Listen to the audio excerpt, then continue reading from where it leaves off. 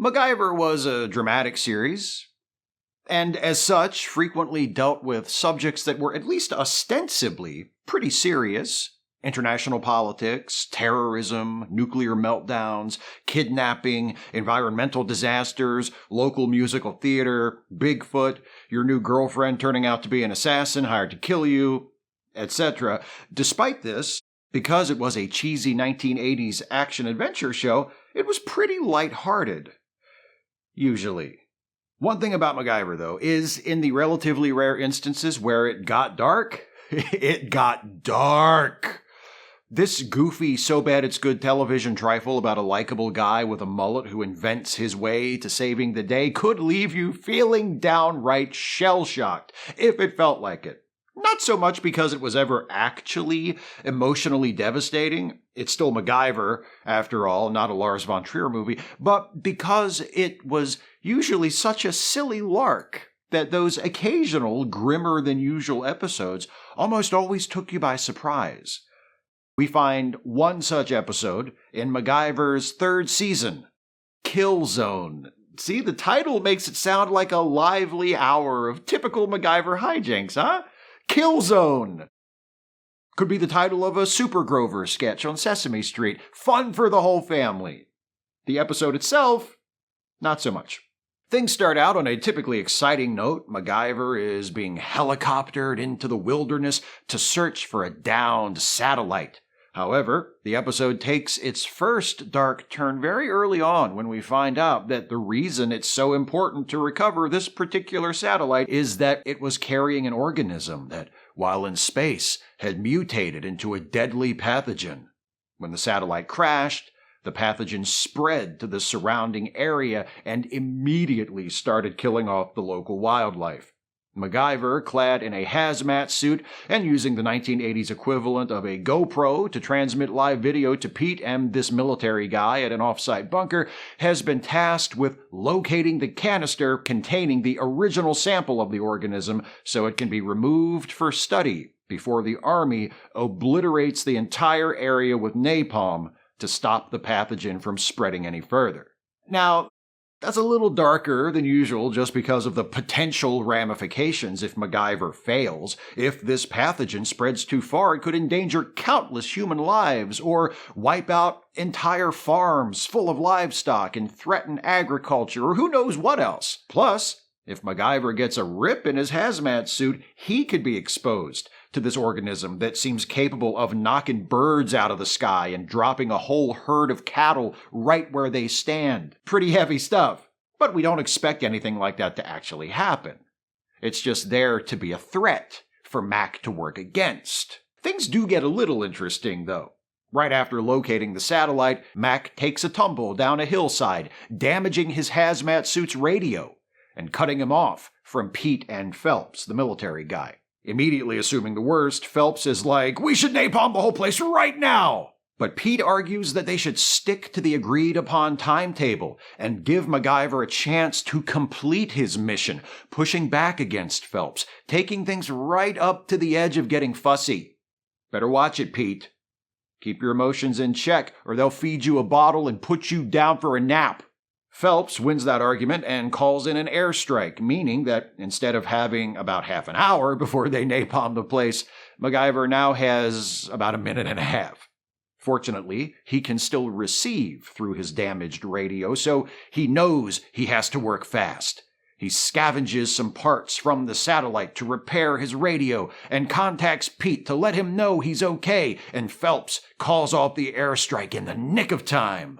They take the pathogen sample to the Phoenix Foundation, specifically to Phoenix's super cool high-security underground lab. When MacGyver shows up, he turns the sample over and then heads straight to decontamination, where the doctor watches as MacGyver and Pete strip and rub each other down with disinfectant gel. No, I'm sorry. I got confused for a second. What actually happens is MacGyver strips and steps into a chamber where an intense burst of ultraviolet light blasts off the outermost layer of his skin, leaving MacGyver feeling clean and powder fresh and giving us this cool shot for the show's opening credits. I guess they don't have that technology in 2151. Meanwhile, Pete finds Dr. Sandra Milhouse, the scientist conducting the research into the organism, and they have a little talk. It turns out Dr. Milhouse sorta snuck that organism onto the satellite without permission. She tells Pete she had no choice. Her work couldn't wait to be cleared through all that bureaucratic red tape. Besides, it's not like she knew the damn satellite was gonna fall out of the sky. Why isn't Pete yelling at whoever designed that broke-ass satellite? Can't even stay in space. That's the main thing a satellite is supposed to do. Dr. Milhouse is unmoved by the day's events. She's ready to continue her research. Pete's like, "Are you even listening to me? Ain't gonna be no research. That thing in the satellite got unleashed into the forest and killed everything it touched. We just had to firebomb, like, so much of southwestern Canada." "That's too bad, but I don't work for the wildlife department. I work for the space germs department. Now give me my space germs." They're conducting some tests on the space germs a little later. "Hey, I had a robot arm like that when I was a kid." "Well, not quite that big. My pap got it for me from Radio Shack. The old Armatron. Oh, I love that thing. Remember Radio Shack? The perfect combination of specialized electronics and mechanical components you couldn't easily obtain anywhere else, and weird random shit no one could ever possibly use. God, I miss it. Anyway, MacGyver talks Dr. Milhouse out of killing a lab rat to prove how lethal the organism is, reasoning that, that's already been established in the wild. Dr. Milhouse is like, "Fine, you tree-hugging wuss, I'll just find another reason to kill the rat later." Then they examine the organism under a microscope, and after studying a few seconds of stock footage on this monitor, Milhouse confirms that it has mutated into an entirely different form of life, and that it's, quote, getting stronger, whatever that means in this context. Can it do a pull-up now? Unassisted? That's not bad. Phelps shows up with some test results from the animals killed in the field, and it turns out the space germs cause rapid aging. The government wants it destroyed right away. But Dr. Milhouse is like, "Wait, why don't we look on the potential upside of this? Sure, my space germs killed everything they came in contact with today, but if we could control this rapid aging effect, instead of killing stuff, it could allow crops and livestock to mature in less time, speed up reproduction, maybe even allow parents of young children to fast forward right past the terrible twos. Can we afford to turn our backs on that kind of progress?" Pete's like, "Yes, I hereby sentence your space germs to be zapped with a laser until dead." Milhouse isn't happy about that, but there's no time to argue about it. The laboratory goes on red alert. The safety seal has been compromised. The space germs they were studying are eating right through it. The computer gives MacGyver and the gang 7 minutes to repair the seal and keep the space germs from escaping. If they can't, it will activate the lab's self-destruct system. So, after stopping Pete from touching the section of the seal where the space germs are eating through, you can't take your eyes off him for a second. MacGyver gets to work MacGyvering a solution. He improvises a torch using a Bunsen burner and some rubber hose attached to the gas feed and uses that to melt the sealing compound and close the hole, then yanks the Freon unit out of a refrigerator and uses it to freeze the sealing compound solid again. Pete correctly explains the process to Phelps, and MacGyver's like, "Not bad for someone who almost poked his finger into the instantly lethal space germs a minute ago." MacGyver's repair job works, the computer turns off the red alert, and Pete's like, "Okay, warm up the killin' laser." Dr. Milhouse protests again, just for a second, then reluctantly goes along with it. She zaps the vial of space germs with the laser, and then, to confirm that the space germs have all been destroyed, she brings the lab rat back out and uses Armatron to release it from its container. The rat walks around in the containment chamber where the space germs had been, and seems fine. So the space germs must be dead. MacGyver's like, "See? If you'd killed the lab rat earlier, you couldn't have used it for this just now." And Dr. Milhouse is like, "Dude, don't be such a shithead. I have so many more lab rats." With the space germs destroyed, MacGyver, Pete, and Phelps head out. But on their way through the parking lot, MacGyver and Pete grow suddenly suspicious that Dr. Milhouse gave up too quickly. That maybe the reason she zapped the vial of space germs after only a mild protest is that she's got extra space germs stashed somewhere in the lab. So they rush back down there. MacGyver catches Milhouse red-handed, holding a sample of the space germs, which she somehow preserved. She locks herself in the lab to keep MacGyver out. I guess the plan is she'll just stay in that room until her research is complete. I hope there's a bathroom in there, and I hope that dog is potty trained. Speaking of the dog, while Milhouse and MacGyver are arguing over the ethics of her disobeying orders to preserve a specimen of a pathogen that could potentially wipe out all animal life on Earth, the dog jumps up and knocks the petri dish containing the specimen out of Milhouse's hands. The dish hits the floor and shatters, instantly exposing both the dog and Milhouse to the pathogen. See, this is why making sure your dog gets enough exercise is so important. If he wasn't cooped up in a subterranean biochemistry lab all day, maybe he wouldn't be so rambunctious that he dooms himself and you to rapid, excruciating death. Think about it. Anyway, the dog dies, and it's sad because, in case I forgot to mention it, a dog dies, and the facility's computer detects the space germ contamination and goes to red alert again. MacGyver runs to get some hazmat suits for him and Pete, and when he comes back, Dr. Milhouse has turned into a mummy so fast. I know the pathogen is supposed to act quickly, but did she drink from a false grail while MacGyver was in the supply closet? Jesus! The computer announces that the self-destruct mechanism will be triggered in 7 minutes to stop the spread of the space germs, which, Dr. Milhouse has noticed, have now mutated to be able to kill plant life, too. That seems worse.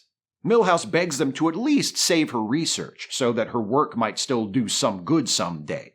MacGyver races to her office to grab the computer disks containing her research, while Pete remains at the window I'll just stay here and tearfully watch you die, I guess. MacGyver returns with the disks. Pete shows them to Dr. Milhouse and promises to get them out.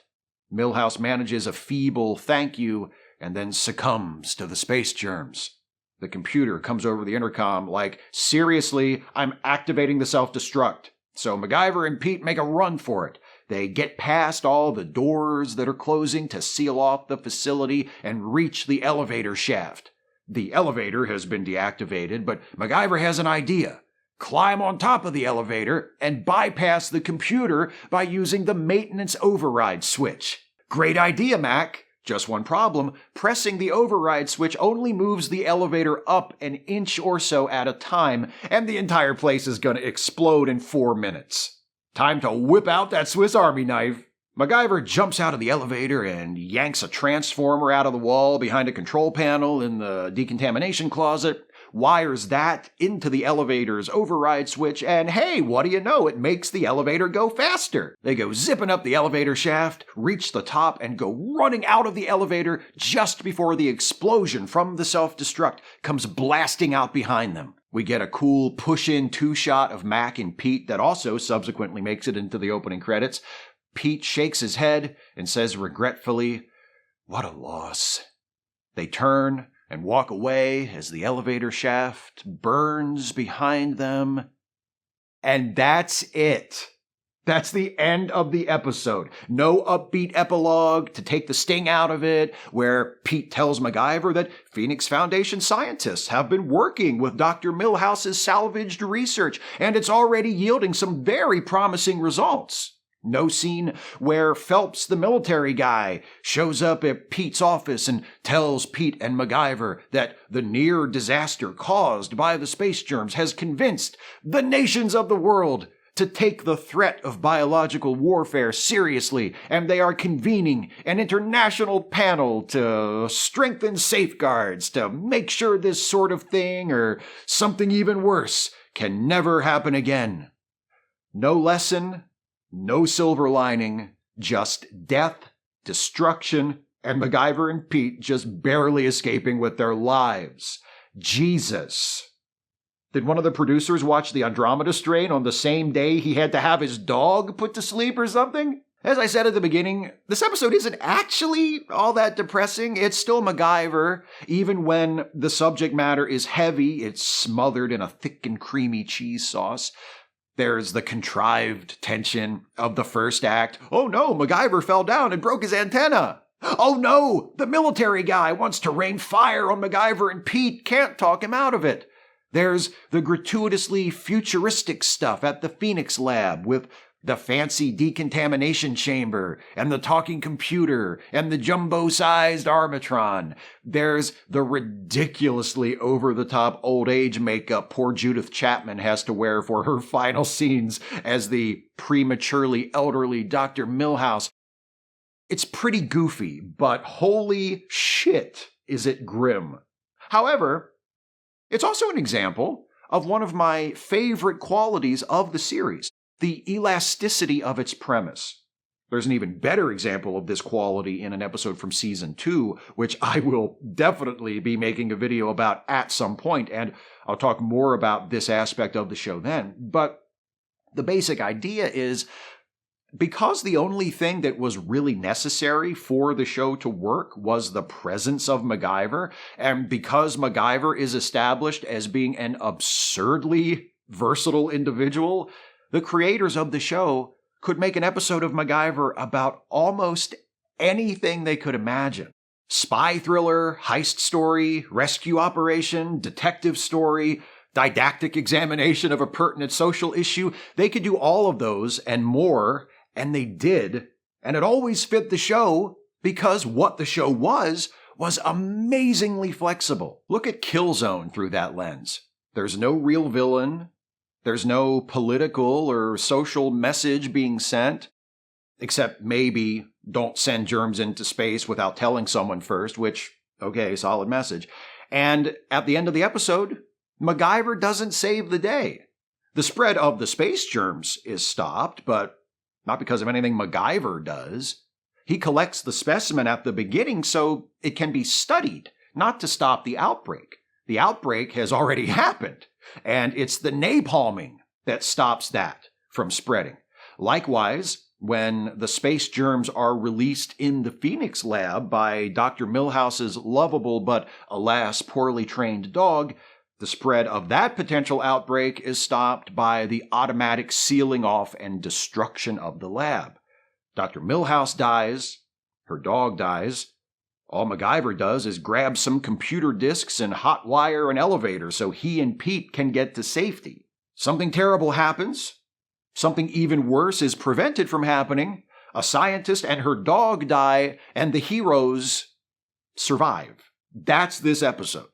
And when you describe it that way, it doesn't sound like the breakdown of a MacGyver episode, yet it doesn't feel out of place among other MacGyver episodes when you watch it, because the scope of the show is just that broad, and MacGyver is such an appealing character, and Richard Dean Anderson is such an appealing actor, that as long as he's there, it works.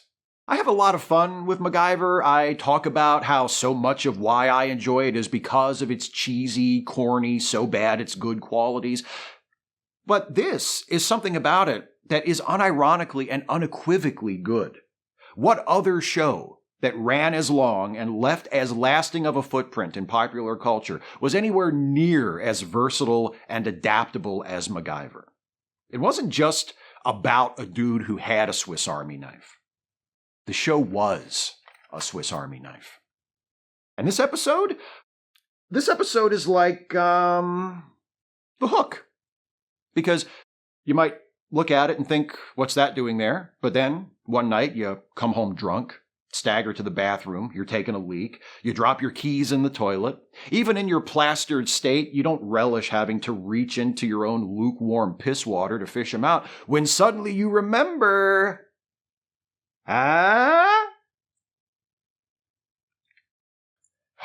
Christ, the ending to this one got away from me, didn't it? This episode is The Hook? What even is that shit?